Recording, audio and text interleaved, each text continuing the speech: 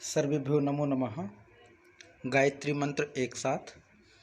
ओम भूर्भुवः स्वः तत्सवितुर्वरेण्यं भर्गो देवस्य धीमहि धियो यो नः प्रचोदयात्।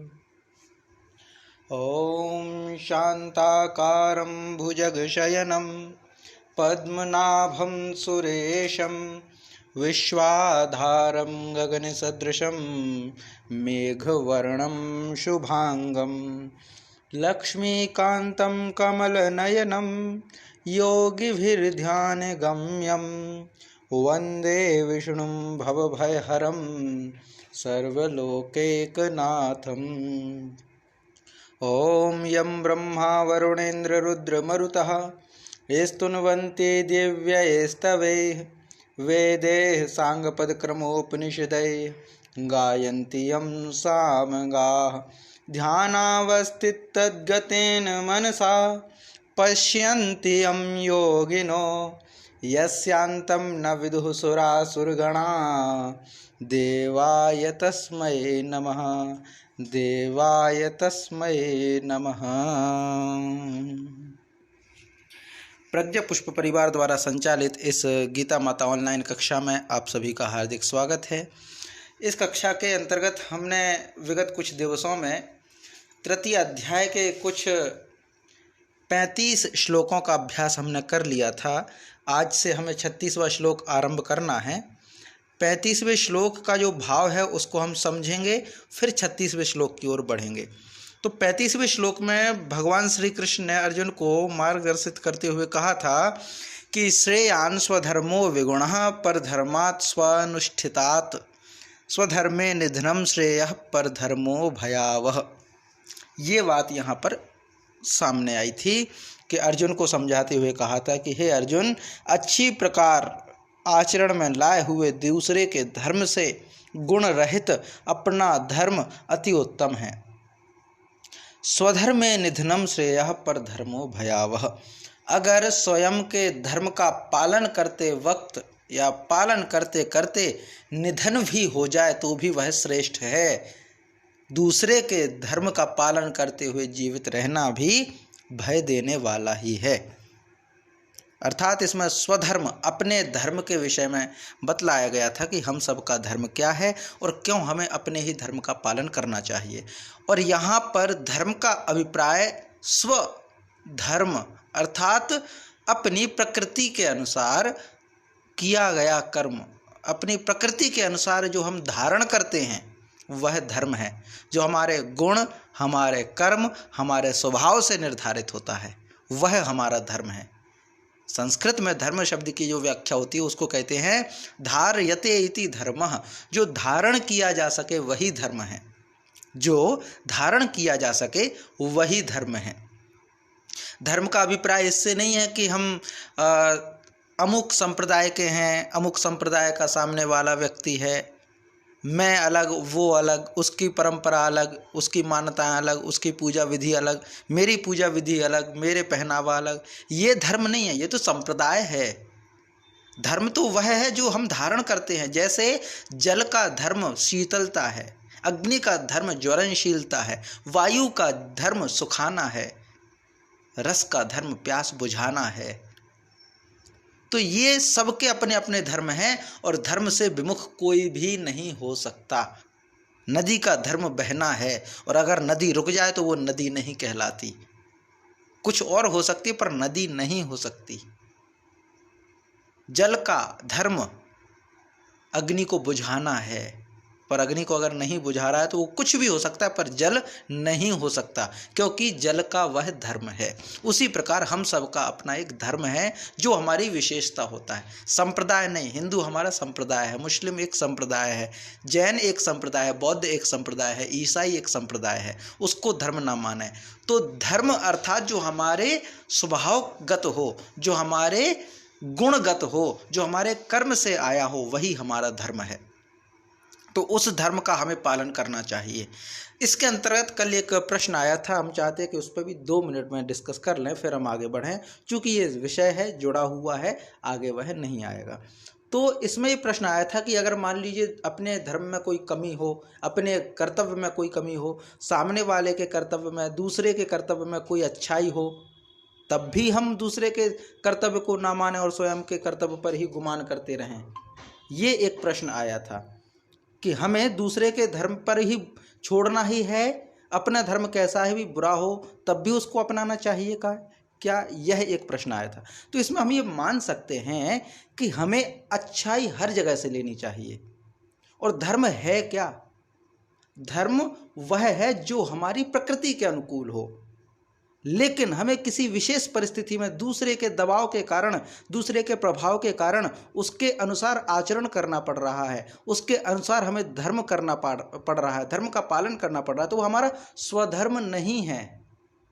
अगर तोते को पिंजरे में बांध करके उसको रट्टू तोता बनाया जाए तो ये तोते का अपना धर्म नहीं है।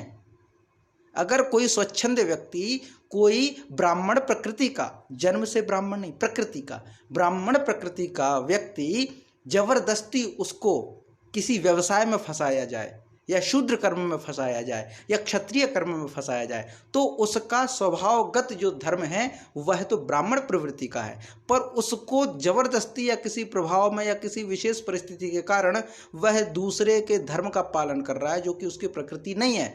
तब भगवान श्री कृष्ण कहते हैं कि उस स्थिति में अपना धर्म का पालन करना चाहिए, क्योंकि श्री कृष्ण की नज़र में तो कोई दूसरा है ही नहीं, हम ही हम हैं। एक पिता की संतानों के अलग अलग धर्म हो सकते हैं, कोई लड़ने में बहुत अच्छा हो सकता है और कोई विद्वान हो सकता है, तो विद्वान व्यक्ति लड़ने में जरूरी नहीं कि वो सक्षम हो, और जो लड़ने वाला है, उथल पुथल मचाने वाला है, जरूरी नहीं वह ब्राह्मण प्रवृत्ति का हो। तब ये कहा गया है कि छोटा भाई अपने स्वधर्म का पालन करे, बड़ा भाई अपने स्वधर्म का पालन करे। बड़े भाई को दूसरे के धर्म का पालन नहीं करना, अर्थात बड़े भाई की प्रकृति अगर नहीं है लड़ने की तो उस धर्म का पालन ना करे। बड़ा भाई अगर ब्राह्मण प्रवृत्ति का है तो उसके लिए स्वधर्म है वो ब्राह्मण प्रवृत्ति का है, इसके इतर जो कुछ भी धर्म है वो उसके पर धर्म है, स्वधर्म नहीं है, पर धर्म है। तब भगवान श्री कृष्ण कहते हैं कि स्वधर्म में निधनम श्रेयः पर धर्मो भयावह। अगर स्वयं के धर्म की प्रवृत्ति का पालन करते करते हमें मर भी जाना पड़े तो मर जाना चाहिए, लेकिन दूसरे के धर्म में जीवित रहकर ना, दूसरे के धर्म का पालन करके जीवित रहना भय का कारक ही है। और ये बात भगवान श्री कृष्ण ने अर्जुन को इसलिए भी कही है क्योंकि अर्जुन पहले कह चुके हैं कि मुझसे ये युद्ध नहीं लड़ा जाता, इससे तो अच्छा है कि मैं भिक्षा मांग लूँगा और अपना जीवन जी लूँगा। तब भगवान श्री कृष्ण कहते हैं कि नहीं, स्वधर्मे निधनम श्रेयः। हे अर्जुन, स्वयं के धर्म में मरना भी श्रेष्ठ है। क्यों? क्योंकि अर्जुन का धर्म क्षत्रिय प्रवृत्ति का है, ब्राह्मण प्रवृत्ति का नहीं है, भिक्षा मांगने का नहीं है, सन्यासी बनने का नहीं है। तो अर्जुन अगर जबरदस्ती सन्यास व्रत को धारण करेगा, सन्यास धर्म का पालन करेगा, तो वो अर्जुन का स्वधर्म नहीं कहलाएगा, वो अर्जुन का परधर्म कहलाएगा। तब भगवान कहते हैं कि तू अगर क्षत्रिय है तो क्षत्रिय धर्म का पालन करते करते ही मर जाना, क्योंकि वो तुम्हारा स्वधर्म है और स्वधर्म में निधनम श्रेयः। स्वधर्म का पालन करते करते मर जाना श्रेष्ठ है। जब तुम्हें सन्यासी बन करके दूसरे के धर्म का पालन करना पड़े तो वो तुम्हारा अपना धर्म नहीं है। वो अगर तुम करके जीवित भी रहोगे तो डरपोक बन करके जीते रहोगे, बचते रहोगे, छुपते रहोगे, क्योंकि वो तुम्हारा अपना धर्म नहीं है। तो यहाँ पर भगवान श्री कृष्ण ने जो कहा है कि हे अर्जुन, अच्छी प्रकार से आचरण में लाए हुए दूसरे के धर्म की अपेक्षा, माना कि तुम बहुत अच्छे से एक्टिविटी कर सकते हो उसकी, लेकिन चूंकि वो तुम्हारी प्रकृतिगत नहीं है, तुम्हारे स्वभावगत नहीं है, तो वो तुम्हें लाभदायक नहीं है। तुम्हें तो स्वयं का धर्म ही सबसे ज़्यादा श्रेष्ठ है, और स्वयं के धर्म का पालन करते हुए मर जाना भी श्रेष्ठ है। दूसरे के धर्म का पालन करते, जीवित रहते हुए पालन करना भय देने वाला ही है। तो ये विषय कल हमारा हो गया था। आज हम आरंभ करेंगे 36वें श्लोक से।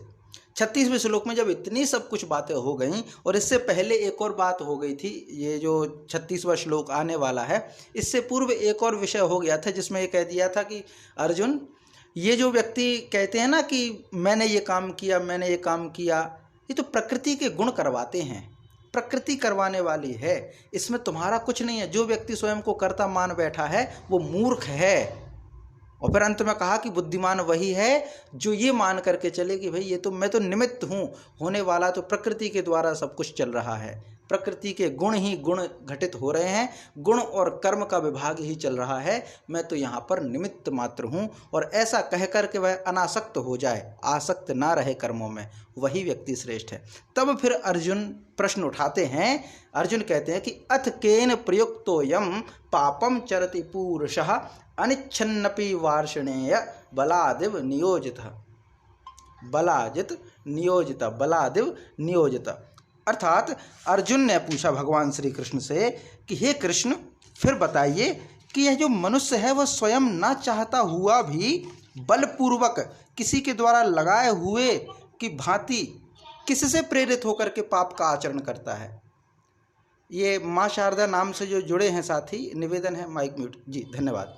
तो यहाँ पर अर्जुन कहते हैं कि ऐसा क्या है कि व्यक्ति बलपूर्वक स्वभाव से, मतलब स्वयं ना चाहते हुए भी बलात्, ऐसा लगता है कि जैसे किसी ने जबरदस्ती उसको इसमें लगा दिया हो पाप आचरण में। ऐसा क्यों लगता है? माने फिर यह मनुष्य ना चाहते हुए भी बलात् यानी बलपूर्वक नियोजितः लगाए हुए की भांति एव यानी भांति केन प्रयुक्तः किससे प्रेरित होकर के पापम चरति पाप को करता है। ये प्रश्न है अर्जुन का कि ऐसा लगता है कि जैसे दुर्योधन जब ये कहता है कि सुच्यग्रव नैव दास्यामि बिना युद्धेन केशव, तो ये किसने इसको इतना प्रेरित कर दिया? जब हम ये कहते हैं कि प्रकृति के द्वारा है, ये तो सब प्रकृति के गुण ही चलते रहते हैं, प्रकृति के गुणों की ही एक्टिविटी होती है, वही गुण विभाग और कर्म विभाग हो जाता है। मनुष्य इसमें कुछ नहीं करता, वो तो निमित्त है। तो फिर ये दुर्योधन ऐसा क्यों कहता है? इसको प्रेरित किसने किया? ये प्रश्न आता है। और सामान्य रूप से हमारे अंदर भी प्रश्न ही आता है ये कि भैया जब हम सब एक हैं, ईश्वर की संतान है, तो फिर क्यों कोई जबरदस्ती हो जाता है और इतना हठी हो जाता है, इतना हठी कि मैं मर जाऊंगा लेकिन अपने हिस्से की एक जमीन भी नहीं दूंगा। इतना जिद कैसे आ जाती है? कोई छोटी सी बात के कारण वो गोलियां चलवा देता है, तहस नहस करवा देता है, घरों को तोड़ देता है। आखिर ऐसा कैसे हो जाता है? कौन इसको बलात् यानी बलपूर्वक यह करने के लिए विवश कर देता है? ये प्रश्न है अर्जुन का। और ये प्रश्न होना चाहिए आज के परिदृश्य में भी, क्योंकि आज का परिदृश्य भी ऐसा ही है। तो आज का वर्तमान प्रासंगिकता इसी विषय की है कि कोई अर्जुन इस विषय पर शोध करे कि मनुष्य आखिर ऐसे कर्म करता क्यों है। जैसे लगता है कि जबरदस्ती कोई बलपूर्वक, ऐसा लगता है जैसे किसी ने सम्मोहिनी विद्या कर दी और सभी इसको कर रहे हैं बिना कुछ सोचे समझे। तब यहाँ पर प्रश्न यही अर्जुन के द्वारा होता है कि अथ केन प्रयुक्तोयम पापम चरति पुरुषः अनिच्छिन्नपि, अनिच्छिन्न माने बिना इच्छा के, अनिच्छन बिना इच्छा के, अपि वार्षणेय, वार्षणेय अर्थात भगवान श्री कृष्ण, वार्षणेय बलादिव, बलात् इव नियोजितः, बलपूर्वक, ऐसे लगता है कि बलपूर्वक नियोजित कर दिया हो पाप के आचरण में। ऐसा किस कारण से है? ये प्रश्न है। इसको पाठ करते फिर आगे बढ़ते हैं कि अथ केन प्रयुक्तोयम पापम चरति पुरुषः, अथ केन प्रयुक्तोयम पापम चरति पुरुषः अनिच्छिन्नपि वार्षणेय, अनिच्छिन्नपि वार्षणेय बलादिव नियोजितः, बलादिव नियोजितः, अथ केन प्रयुक्तोयम पापम चरति पुरुषः अनिच्छिन्नपि वार्षणेय बलादिव नियोजितः, बलादिव नियोजितः। ये हो गया 36वां श्लोक। अब यहाँ से फिर भगवान श्री कृष्ण अर्जुन को इसी प्रश्न का उत्तर देते हैं जो हम सबको समझना चाहिए। तो भगवान उवाच्य है, श्री भगवान उवाच्य है, भगवान कहते हैं कि बलात् पाप कराने के लिए क्या कारण हो सकता, क्या हेतु है? तो इसमें कहते हैं काम एषः क्रोध एषा रजो गुण समुद्भवः महाशनो महापाप्मा विद्येनमिह वैरिणम, विद्येनमिह, विद्येनमिह इमह मिह, विद्येनम इह वैरिणम, एनम इह वैरिणम। तो ये क्या है? काम एषः क्रोध एषः रजो गुण समुद्भवः, रजोगुण समुद्भव। हम ये पहले पढ़ के आए हैं कि प्रकृति के 3 गुण हैं, सत्व रज तम, सत्व रज तम। तो इसमें क्या कहा गया है? रज गुण समुद्भव, रज के गुण से यानी रजोगुण से उत्पन्न हुए, रजोगुण से उत्पन्न हुए जो हैं क्या है, एषः यह काम क्रोध, यह काम यह क्रोध किससे उत्पन्न है, रजोगुण। प्रकृति में जो तीन गुण है सत्व रज तम, तो तीनों गुण में से जो रजोगुण है, रजोगुण से उत्पन्न जो ये काम है क्रोध है, यह कैसा है, एषः महानशः, एषः महानशः, महानशः माने बहुत खाने वाला, महा अशनः, महा अशनः, अशन माने होता खाना भोगना है ना, खाना, अशन, अशन माने खाना, और महा अशन माने अधिक खाना, बिल्कुल भी ना खाना तो उसको हम क्या कहेंगे, अनशन, अनशन, अनशन बहुत सुना होगा, अनशन, अनशन क्या होता है तो इसको आप समझिए, अशन माने खाना, अनशन ना खाना, कहते ना अनशन है हमारा, अनशन है मतलब खाना नहीं खाएंगे, ना खाए, ना अशन इति अनशन, ना खाए इसीलिए वो अनशन है। तो महाअशन माने अधिक खाए। तो रजोगुण समुद्भव, रजोगुण से उत्पन्न होने वाला एषः कामः क्रोधः, यह जो काम और क्रोध हैं यह एषः महानशः, बहुत खाने वाला यानी भोगों से ना अघाने वाला। अघाना समझते हैं, अघाना माने एक अवस्था ऐसी होती है ना कि हम बहुत खाते बहुत खाते, मीठा खाएं, कितना मीठा खा लेंगे हम, कुछ खाएं फिर इच्छा खत्म हो जाती खाने की, फिर मीठा खाने की इच्छा नहीं होती, मीठा से जल्दी मन भरता है, तो मन भर जाए उसको कहते हैं अघाना, अघा गए खाते। हमारे यहाँ पे क्षेत्रीय कहते हैं, क्षेत्रीय बोली में कहा जाता है कि खाते खाते अघा गए। अघाना माने पेट भर गया, मन भर गया, पेट भले ना भरा मन भर गया कि अब नहीं खाया जाता, मीठा हम ज़्यादा नहीं खा सकते, उदाहरण है ऐसा। तो महानशा माने भोगों से ना अघाने वाला, जो भरपूर खाए, जिसको तृप्ति ना हो, जिसका मन ना भरे, उसको हमने कहा एषः महानशः। कौन एषः, तो एषः कामः क्रोधः, यह जो काम और क्रोध है यह बहुत खाने वाला है, बहुत भोगने वाला है, यह अघाने वाला नहीं है। और कैसा है, महापाप्मा, और महापापी है।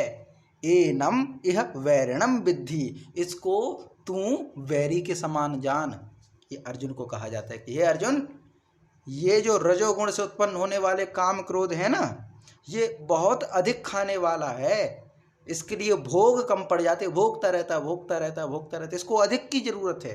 किसको, काम और क्रोध को, काम और क्रोध को, काम अर्थात इच्छा, क्रोध भी इच्छा है, तो ये बहुत अधिक खाने वाला है और यह महापापी है, इसीलिए इसको तू वैरी ही जान, इसको वैरी ही जान। मतलब मनुष्य के 6 रिपुओं की बात कही जाती है, 6 शत्रुओं की बात कही जाती है, उन 6 शत्रुओं में इनका नाम विशेष है। एक काम है, काम का अर्थ इच्छाएं, और एक क्रोध है जो गुस्सा है हमारा, एंगर है ना।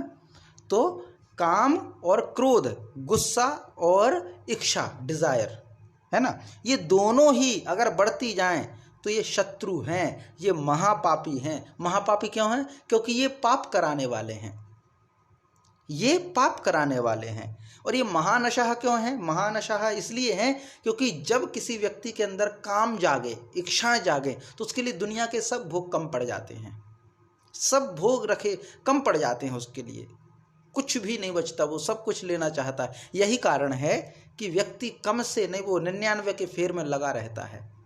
एक छोटी सी कथा इससे जुड़ी हुई है काम के विषय में, कि ये काम बहुत अधिक खाने वाला कैसे है, काम जो है वो अधिक खाने वाला कैसे, ये जो बात कही ना, एषः कामः क्रोधः एषः महानशः, माने यह बहुत अधिक खाने वाला है। तो एक शिष्य को, छोटे से मतलब एक शिष्य को एक सोने का सिक्का मिला, एक शिष्य को सोने का सिक्का मिला, उसने गुरु को बताया, गुरु जी ये सोने का सिक्का मिला है, इसको मैं किसको दूं। तो गुरु ने कहा कि बेटा, तेरी नज़र में जो सबसे गरीब हो उस गरीब को तू ये सोने का सिक्का दे देना, उस गरीब को सोने का सिक्का दे देना।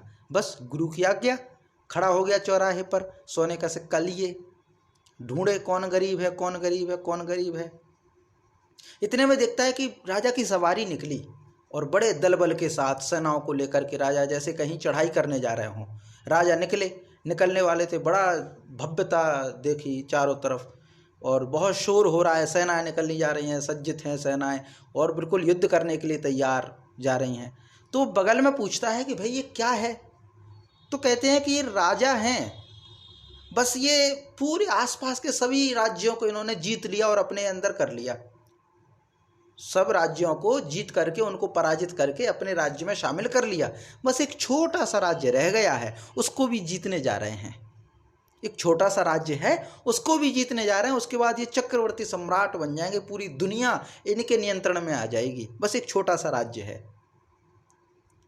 तो इसके मन हुआ और इसने कहा कि अच्छा राजा जा रहे हैं, चलिए रुकिए, तो थोड़ा देर रुकना है।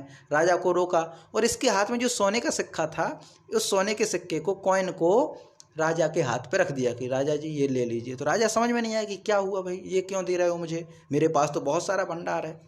बोले ये सिक्का जो है मुझे मिला था, मैंने गुरु से पूछा कि मैं इसका क्या करूं, तो गुरुदेव ने आज्ञा दी थी कि बेटा तेरी नज़र में जो सबसे दरिद्र हो उसको दे देना। तो बगल वाले पूछते हैं कि अरे मूर्ख, तुझे दिखाई नहीं देता राजा कितने अमीर हैं, तुझे दरिद्र कैसे दिखाई देते हैं? तो वो बहुत सुंदर जवाब देता है कि भैया ये आपको अमीर दिखते होंगे, ये बाहर से अमीर हैं पर मन से ये दरिद्र ही हैं, क्योंकि इनके पास सब कुछ होने के बावजूद भी ना होने की कामना है कि मैं उसको और जीतूं, उसको और जीतूं, उसको और जीतूं। ये जो भाव है, ये जो कामना है, ये जो क्रोध है, इसीलिए कहा गया है कि बहुत अधिक खाने वाला है। ये समाप्त होने वाला नहीं है, ये कभी समाप्त होने वाला नहीं है। इसीलिए यहाँ पर भगवान श्री कृष्ण ने कहा है कि रजोगुण समुद्भव एषः कामः क्रोधः एषः महानशः महापाप्मायेनम इह वैरिणम विद्धि। माने रजोगुण से उत्पन्न होने वाला ये जो काम है, क्रोध है, और यह बहुत अधिक खाने वाला है, अर्थात भोगों से युक्त है, बहुत अधिक खाने वाला है, कभी ना अघाने वाला है, बड़ा पापी है। इसीलिए हे अर्जुन तू इसको वैरी ही जान, ये हो जाएगा। तो अब इसमें क्या है, काम एष क्रोध एष रजोगुण समुद्भवः, काम एषा क्रोध एष रजोगुण समुद्भवः, महाशनो महापाप्मा महाशनो महापाप्मा विद्येनमिह वैरिणम विद्येनमिह वैरिणम विद्ययेनमिह वैरिणम। ये यहाँ पर हो जाएगा। अब अगला जो है भगवान श्री कृष्ण फिर आगे कहते हैं, धूमे ना व्रियते वहिर्न यथा दशोर्मलेन च यथोल्वेनावृतो गर्भस्तथा तेनेदमावृतम। तो अब इसमें क्या है, धूमेन अव्रियते वह्नि, धूमेन अव्रियते वह्नि, जैसे धुएं के द्वारा वह्नि क्या हो जाती है, ढक जाती, अव्रियते ढक जाती है।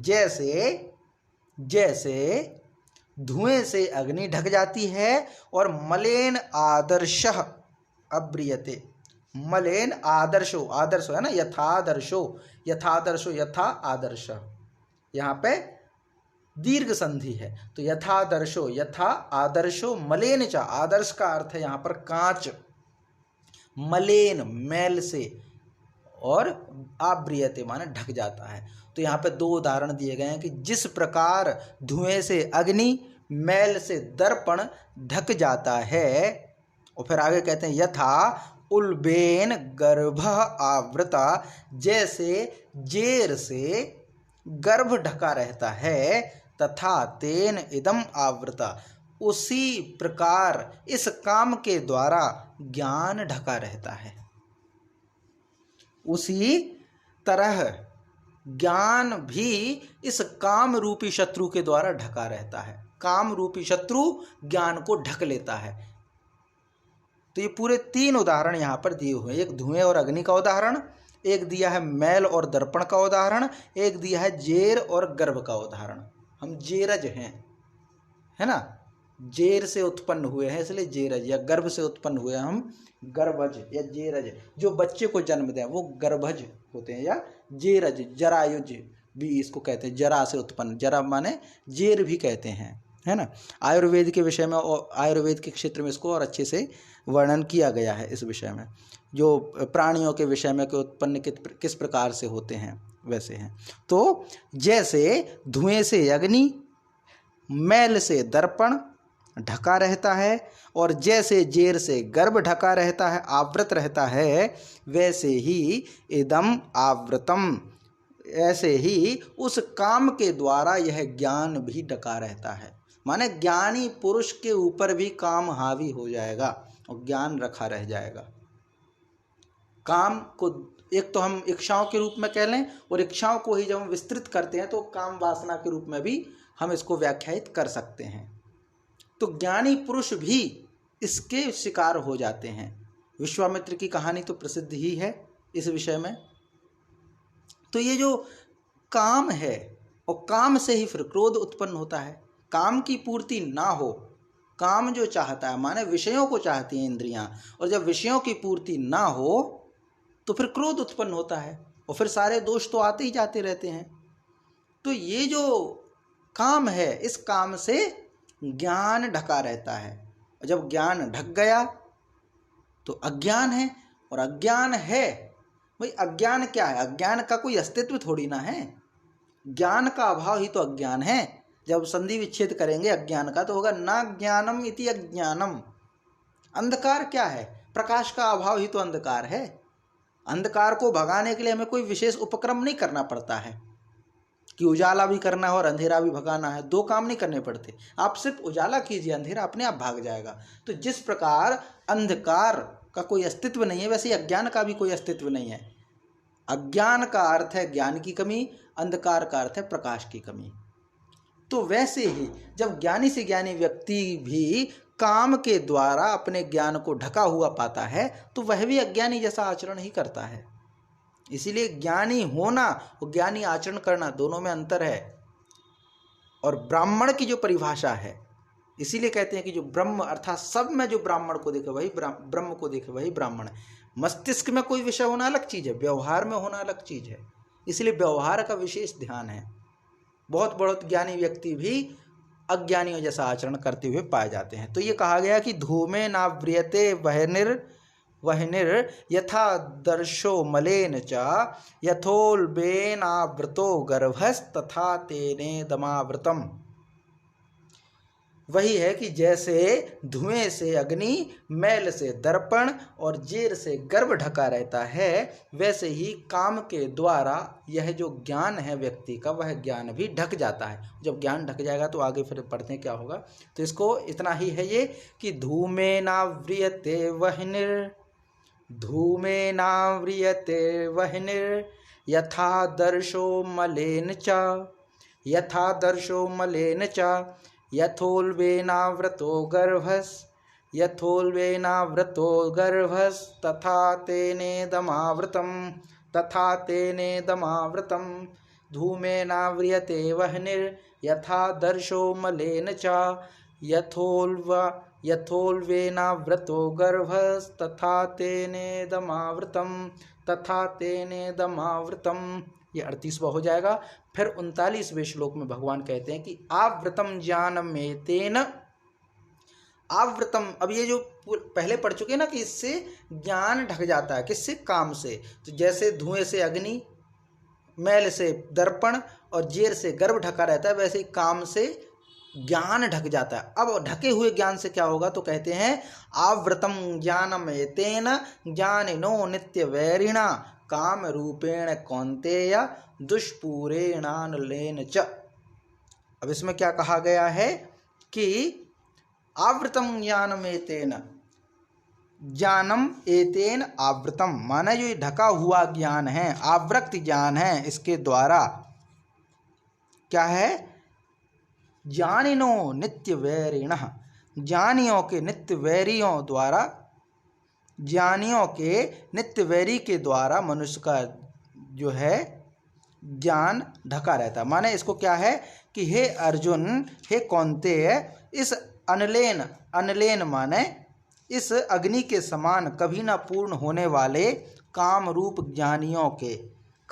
ज्ञानियों के नित्य वैरी के द्वारा मनुष्य का ज्ञान ढका रहता है। माने जैसे अग्नि कभी समाप्त नहीं होती, है ना। दुष्पूरेणानलेन च, अनलेन, अनलेन, अनल माने होता है अग्नि, अनलेन, अनलेन का मतलब होता है अग्नि के द्वारा, है ना।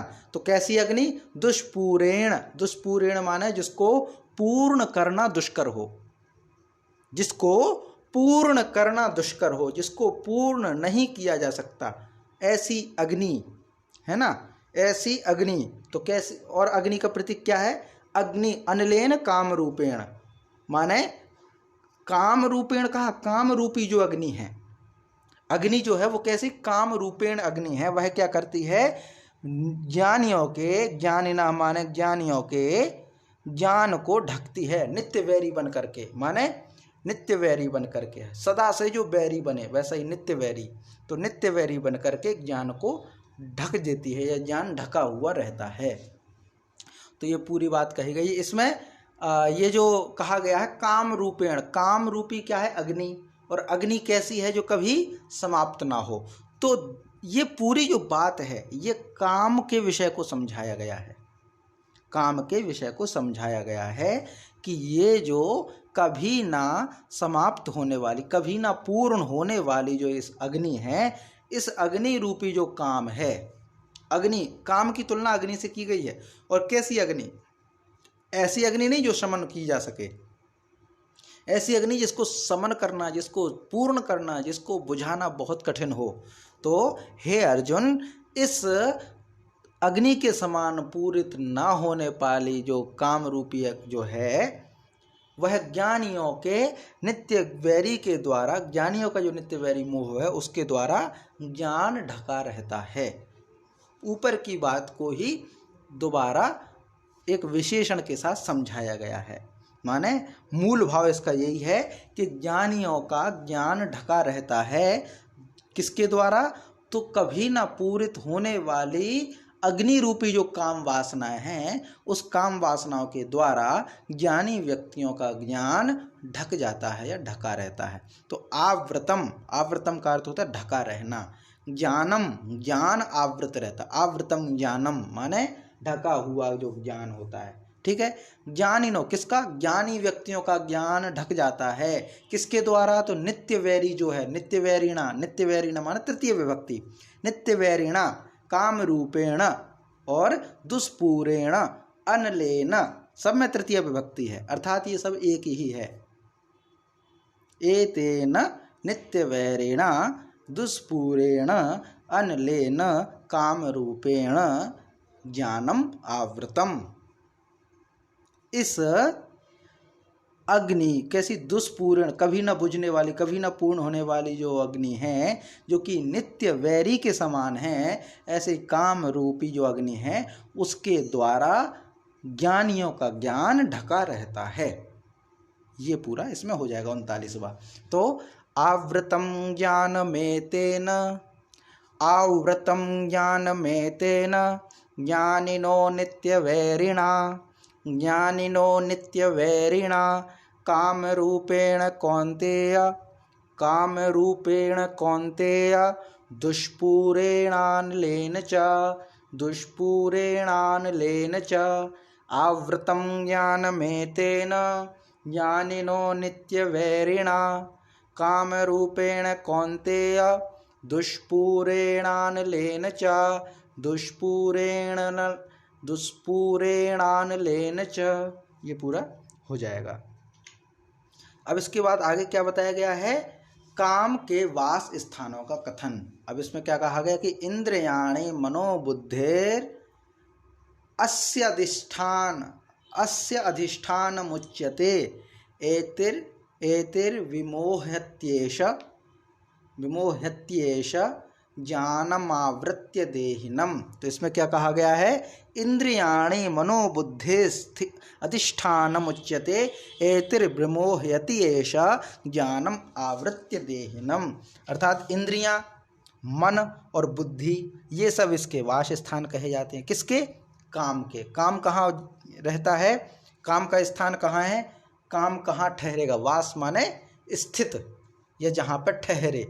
तो काम कहाँ रहता है? तो इंद्रियाणि, इंद्रियों में, मनो, मन में, बुद्धि, ये इंद्रियाणि मनोबुद्धि अस्य अधिष्ठानम उच्यते।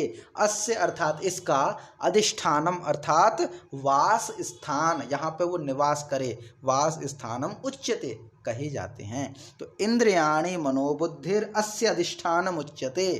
इंद्रिय, मन और बुद्धि, इंद्रिय, मन और बुद्धि, हमारी इंद्रियां, मन और बुद्धि। इंद्रियां कौन कौन सी? तो ज्ञानेंद्रिय, कर्मेंद्रिय, यहीं तो काम रहेगा, मन में रहेगा और बुद्धि में रहेगा। मन से बुद्धि अगर कंट्रोल हो गई, बुद्धि में अगर काम वासना आ गई, मन काम वासना का युक्त हो गया, तो इंद्रियां तो फिर मन के चलाए चलेंगी ही, इंद्रियां तो फिर मन के नियंत्रण में रहेंगी ही। तो इंद्रियाणि मनोबुद्धिर अस्य अधिष्ठानम उच्यते।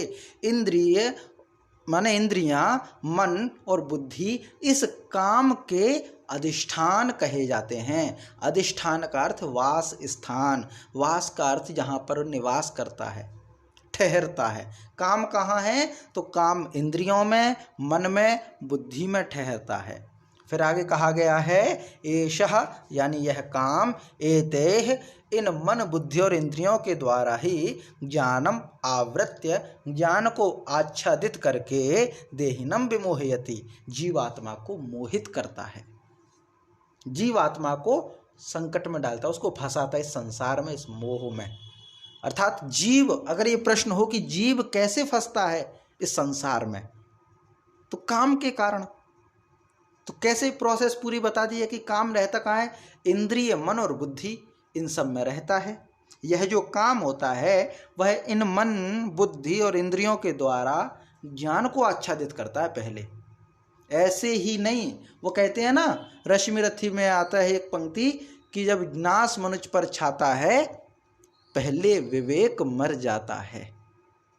बहुत अच्छी है रश्मि रथी। हमारा ऐसा मन है कि कुछ समय पश्चात रश्मि रथी की पुस्तक का पूरा शुरू से लेकर के आखिरी तक वाचन यूट्यूब में श्रृंखला के तहत डाला जाए।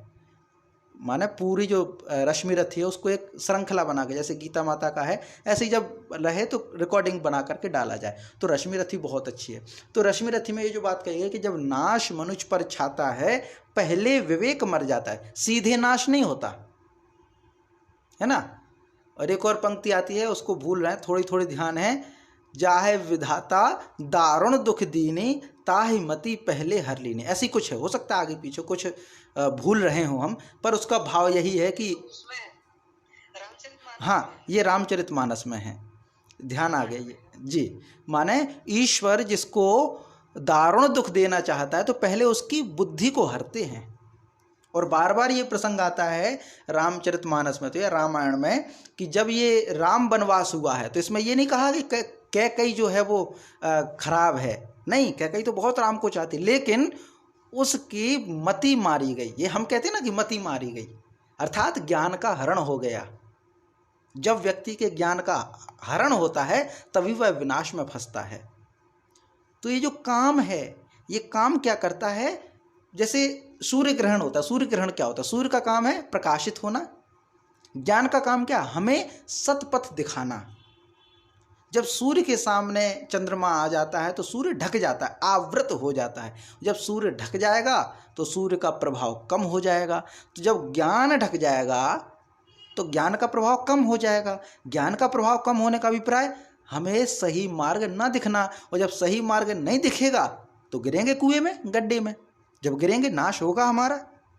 तो ये जो कहा गया है कि इंद्रियाणि मनः बुद्धि अस्य अधिष्ठानम उच्यते, इंद्रिया, मन और बुद्धि इस मोह के स्थान कहे जाते हैं। एषः काम एते ज्ञानम आवृत्य, यह जो काम है वह इन मन, बुद्धि और इंद्रियों के द्वारा ज्ञानम आवृत्य, ज्ञान को आवृत करके, आच्छादित करके, ज्ञान को ढक के, देहिनम विमोहयति, फिर देही को विमोहित करते हैं। अगर किसी बच्चे को बहलाना हो, फुसलाना हो तो क्या करेंगे? उसका जो गार्जियन है, उसके जो माता पिता हैं, पहले उनको जो है छुपा दो या उनकी नज़र ना पड़ने दो, तब बच्चे को हम बिगाड़ सकते हैं। तब बच्चे को बहलाया फुसलाया जा सकता है, कुछ भी कराया जा सकता है। क्यों? क्योंकि उसके समझ नहीं है। तो जीवात्मा को मोहित कैसे किया जाता है? जीवात्मा को अपने कंट्रोल में कैसे किया जाता है? पहले उसके ज्ञान को नष्ट कर दो।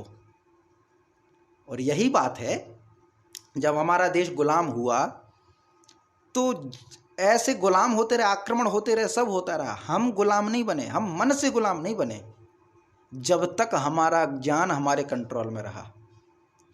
तब क्या हुआ, मैकॉले ने सर्वे करवाया था ना 1835 में, क्योंकि यहाँ से गया था लंदन और भाषण दिया था कि I have travelled length and breadth of this country India but I have never seen a single person who is a beggar and thief in this country India. मैंने पूरा दक्षिण, पूरब से पश्चिम, उत्तर से दक्षिण, पूरा भारत घूम लिया, यहाँ पे कोई गरीब नहीं है, कोई भिखारी नहीं है, सबके पास अपना काम है, सबकी मोरल वैल्यूज़ हाई हैं। इसका मतलब इस समाज को, इस सोसाइटी को गुलाम बनाना बहुत मुश्किल है। तो विनाश करना है तो पहले इनके ज्ञान को हरण करो, पहले ज्ञान को हरण करो। तो फिर वो लेके आए थे मैकॉले शिक्षा तंत्र, है ना, English education system. Education system को बदला, एजुकेशन सिस्टम के द्वारा हमारे ज्ञान के स्रोतों को खंडित किया, फिर हमें गुलाम बनाया। तो ये जो ज्ञान है ये स्वाभिमानी बनाता है, ये ज्ञान है ये स्वावलंबी बनाता है, ये जो ज्ञान है ये हमें स्वतंत्र बनाए रखता है। लेकिन जब ज्ञान ही ढक लिया जाएगा, जब ज्ञान ही ढक लिया जाएगा तो हमारे कर्म कैसे होंगे कोई नहीं जानता। तो यही अर्जुन को कहते हैं कि पहले ज्ञानी बनो फिर कर्म करो। ऐसा नहीं कि कर्म छोड़ देना, कर्म भी करो लेकिन ज्ञानी बनने के साथ। तो ये कर्म करने में और ज्ञानी बनने में जो बाधक है, भाई ज्ञान तो हमें आ गया, लेकिन अगर हमने वासना को कंट्रोल नहीं किया, अगर हमने काम को कंट्रोल में नहीं किया, तो ज्ञानी बनने का क्या अर्थ। हम बने रहें विद्वान, लेकिन जब हमारा काम हावी होगा तो ज्ञान ढक लिया जाएगा, और ज्ञान ढक लिया जाएगा तो गिरेंगे कुएं में, करेंगे कुछ भी काम। तो इंद्रियाणि मनोबुद्धिर अस्य अधिष्ठानम उच्यते एतेह विमोहयत्येष ज्ञानम आवृत्य देहिनम। जीवात्मा, आत्मा तो है लेकिन जीव के साथ जुड़ी है, इसलिए जीवात्मा। तो ये जो इंद्रिय हैं, मन है, बुद्धि हैं, यह काम के स्थान कहे जाते हैं, और इनके द्वारा, माने इंद्रिय, मन और बुद्धि के द्वारा ही ये जो काम है यह पहले ज्ञान को ढकता है और फिर ज्ञान को ढक करके आवृत्य, आवृत्य यहाँ पे ल्यप प्रत्यय है ना, आवृत्य माने व्र माने होता ढक लेना, व्र आच्छादित करना। तो आवृत्य, आ उपसर्ग है, आवृत्य माने ढक करके, आच्छादित करके, किसको, ज्ञान को, ज्ञानम आवृत्य, ज्ञान को आवृत्य करके, विमोहयति देहिनम, देही को अर्थात जीवात्मा को, जो देह में निवास करे, ध्यान रखिए देह में निवास करे वही देही है। तो इस देहिनम विमोहयति, इस देह को अपने वश में कर लेता है, मोहित कर लेता है, कंट्रोल में कर लेता है। तो ये पूरी प्रक्रिया समझाई गई है यहाँ पे। अब आगे क्या कहा गया है, इसलिए क्या आज्ञा दी है कि तस्मात् त्वम इंद्रियाण्यादौ, तस्मात् त्वम इंद्रियाण्यादौ नियम्य भरतर्षभ पाप्मानं प्रजहिह्येनं ज्ञान विज्ञान नाशनम। इसीलिए हे अर्जुन तू आदौ, आदौ माने पहले, तस्मात् इसीलिए, हे भरतर्षभ, हे अर्जुन, भरतर्षभ अर्थात अर्जुन, तस्मात् इसीलिए, हे अर्जुन क्या कर, त्वम अर्थात तू, आदौ, आदौ माने सबसे पहले, इंद्रियाणि नियम्य, इंद्रियों को वश में करके, नियम्य, नियम्य है ना, वश में करके, फिर क्या करना है, एनम ज्ञान विज्ञान नाशनम पापमानम ही प्रजहि, इस ज्ञान और विज्ञान के नाश करने वाले इस महान पापी काम को अवश्य ही बलपूर्वक मार डाल। शत्रुओं को बाद में मारना, माने युद्ध के मैदान में खड़े, ये हम ना भूलें, गीता पढ़ते पढ़ते ऐसा ना हो कि हम भटक जाएं। इसलिए हमेशा ध्यान रखना कि सफ़ेद घोड़े 4, ऊपर ध्वज में हनुमान जी, भगवान श्री कृष्ण बैठे मोर मुकुटधारी आगे, और पीछे अर्जुन। तो ये पूरा दृश्य ध्यान रखिए, इस तरफ सेना उस तरफ सेना, सेनाओं के बीच में। तो ये कहते हैं कि बाहर के शत्रु को बाद में मारना, पहले तो काम को मार, क्योंकि अगर काम को नहीं मार पाया तेरा ज्ञानी होने का कोई मतलब नहीं है। और जब ज्ञान ही नहीं होगा माने हमें दिखेगा ही नहीं, ज्ञानी अर्थात विवेक, जब विवेक ही नहीं होगा तो क्या करेंगे। तो पहले तो काम को मार, ये काम वैरी है, ये काम शत्रु है, क्या क्या उपमाएं नहीं दी गई इस काम को। तो यही कहा गया कि तस्मात् भरतर्षभ, इसलिए हे अर्जुन, त्वम आदौ इंद्रियाणि नियम्य, तू सबसे पहले इंद्रियों को वश में करके, इंद्रियों को वश में करो तभी काम मरेगा। विधि भी बता दी है, ऐसे नहीं, सब विधि बता दी है। माने जब भीष्म को मारते हैं तो भीष्म को मारने के लिए विधि तो भीष्म ही बताते हैं कि पहले किसी स्त्री को मेरे सामने खड़ा कर दो, मैं हथियार नहीं उठाऊंगा, और फिर पीछे से मार दो मुझे। तो जैसे भीष्म ने अपनी विधि बताई थी, वैसे भगवान श्री कृष्ण अर्जुन को बताते हैं कि काम को मारें कैसे।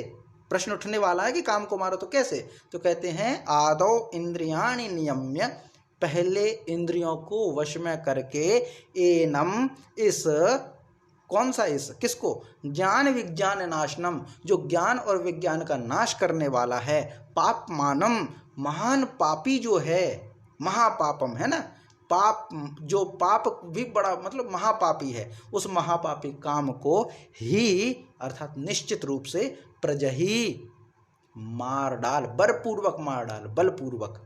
काम को मारने में बहुत बल लगता है, काम को मारना। इसीलिए गीता कहती है काम मत त्यागो, काम ना त्यागो, काम ना त्यागो, काम अर्थात वर्क, काम ना त्यागो, काम ना त्यागो।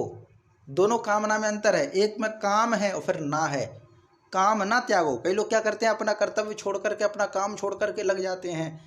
गीता कहती हैं क्या लाए थे, क्या ले जाने वाले हो, जो हो रहा है अच्छा हो रहा है, जो आज तुम्हारा है वो कल किसी और का था, कल किसी और का होगा, तुम क्यों व्यर्थ चिंता करते हो। चीन अगर हमारे भारत को कब्जे में कर ले क्या फ़र्क पड़ता है, पाकिस्तान अगर हमारे कश्मीर ले ले क्या फ़र्क पड़ता है। ये गीता का ज्ञान देते हैं। तो ये गीता का ज्ञान नहीं है। माने पहले काम को मारो, काम अर्थात कामना, वो वाला काम नहीं, वर्क नहीं, कर्तव्य नहीं, कर्तव्य तो करना है, कर्तव्य को मत त्यागो। पर ये जो हमारे मन में उठने वाली काम वासना है, इस काम वासना को पहले मारो। और मारेंगे कैसे, इंद्रियों को वश में करके, इंद्रियों को वश में करना। तो इंद्रियों को वश में करना जरूरी है, और वश में करना, ये शब्द ध्यान रखिए, इंद्रियों को मारना नहीं है, इंद्रियों के विषय से हटाना नहीं है, वश में करना। जैसे कोई रथी है, रथी अपने घोड़ों को मारता नहीं है, वो तो बलिष्ठ रखना चाहता है अपने घोड़ों को। कोई भी रथी, कोई भी सारथी ये नहीं चाहता कि मेरे घोड़े कमजोर हों। हर कोई ये चाहेगा मेरे घोड़े स्फूर्तिवान हों, फुर्तीले हों, तेज दौड़ने वाले हों। लेकिन भाई बहुत तेज दौड़ने वाले हों घोड़े, क्या मतलब कि जब वो हमारे वश में ही ना हो, हमारे वश में ही ना हो, क्या मतलब के। इसीलिए हमारे घोड़े वश में हों, हमारी इंद्रियां वश में हों और एक्टिव भी हों। वरना ऐसा तो हो नहीं सकता ना, भाई गूंगा व्यक्ति है या फिर ये अंधा व्यक्ति विषयों को क्या देखेगा, ऐसा भी नहीं। आँख भी हो, दृश्य भी दिखें, लेकिन आँख वश में हो, हमें सुनाई भी दे लेकिन कान हमारे वश में हो, हमारा स्पर्शन भी हो, हम स्पर्श भी कर सकें सामने वाले को, लेकिन वो हमारे वश में हो, नियंत्रण में हो जब हम चाहें। और नियंत्रण किसका, नियंत्रण ज्ञान का, नियंत्रण ज्ञान का।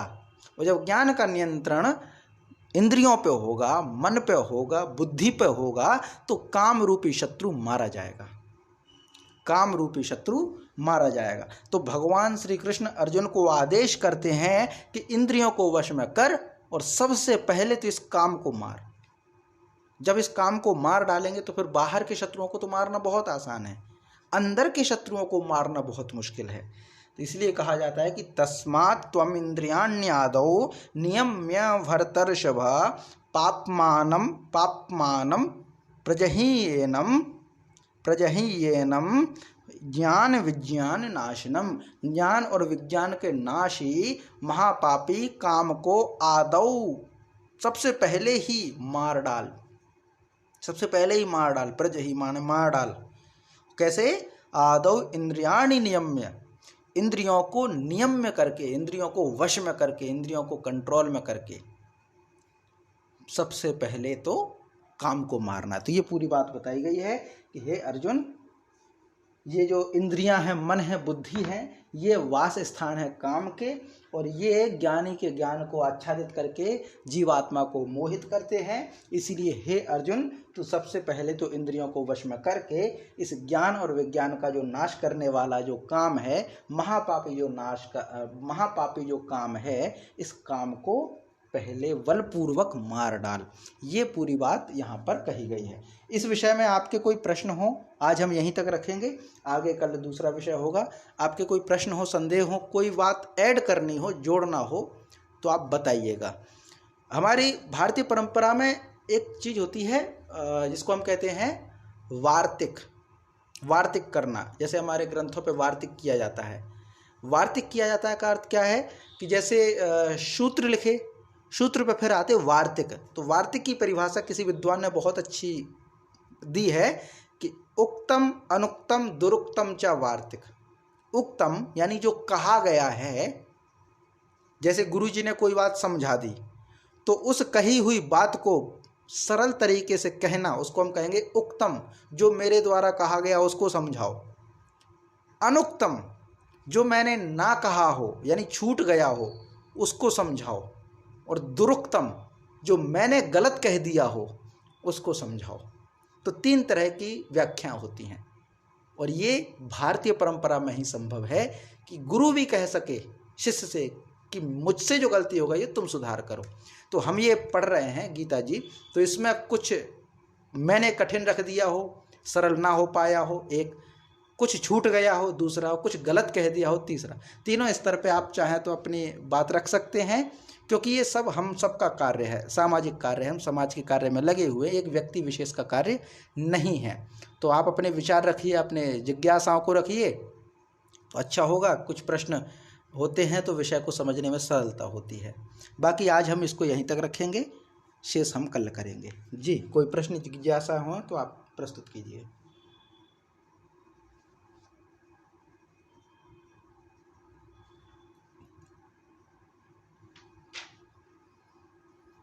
चलिए फिर शांति पाठ करते हैं।